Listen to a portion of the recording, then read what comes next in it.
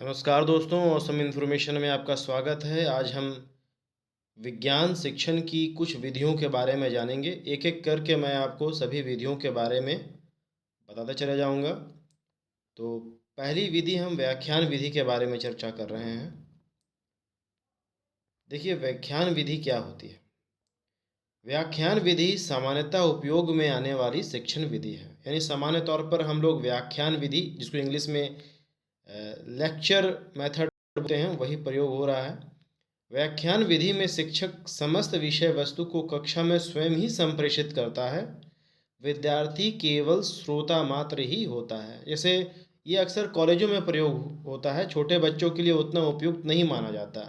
जैसे टीचर आते हैं, किताब खोलते हैं या फिर बिना किताब खोले भी बहुत लंबा लेक्चर देने लगते हैं, जिसमें बच्चे जो हैं या स्टूडेंट जो हैं वो बस सुनते ही हैं, तो ये बहुत उबाऊ भी लगता है। खैर, उच्च प्राथमिक कक्षाओं में विभिन्न उदाहरणों, उपलब्ध सामग्रियों से निर्मित शिक्षण सहायक सामग्रियों, श्याम पट्ट के उचित प्रयोग, प्रश्नोत्तर, चित्रों द्वारा तथ्यों का स्पष्टीकरण कर इसे रोचक एवं कक्षा को सक्रिय बनाया जा सकता है। व्याख्यान विधि के गुण: विषय वस्तु को क्रमबद्ध व सरलीकृत रूप में प्रस्तुत करना, कम समय में विद्यार्थियों को अधिक जानकारी देना। जैसे कि मान लीजिए कि कोई एक्टिविटी करना है आपको, ठीक है? यदि आप उसे कीजिएगा, एक्सपेरिमेंट कीजिएगा, डेमोन्स्ट्रेट कीजिएगा, फिर निर्णय लीजिएगा, फिर विश्लेषण कीजिएगा, तो काफ़ी समय लगता है।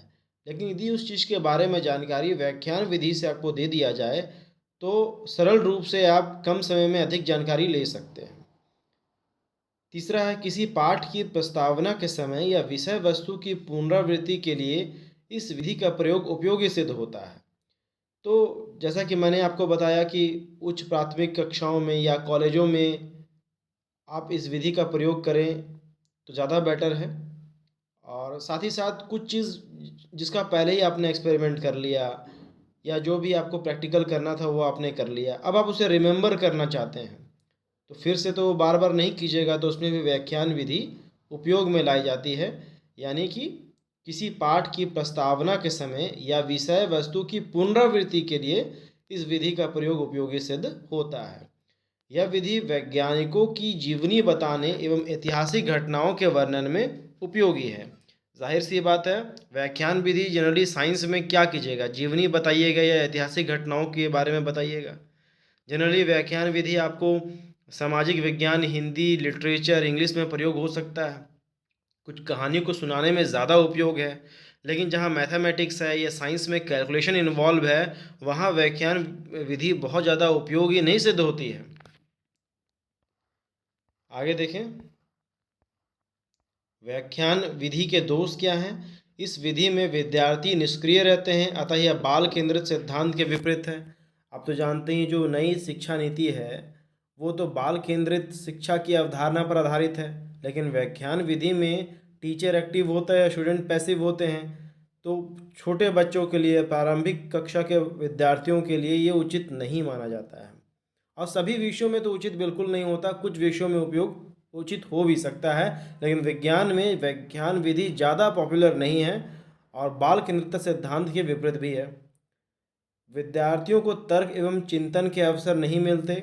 तीसरा, सभी शिक्षक अच्छे वक्ता नहीं होते, जिससे विद्यार्थी विषय वस्तु को नहीं समझ पाते। अब देखिए, मैं अगर बोल रहा हूँ कि टीचर आते हैं और व्याख्यान देना शुरू करते हैं, तो वैसे तो मैं ये आपको बता दूं कि सभी टीचर ज़रूरी नहीं है कि अच्छे हों। आजकल तो टीचिंग लाइन ऐसा हो गया है कि बस लाइवलीहुड कमाने के लिए।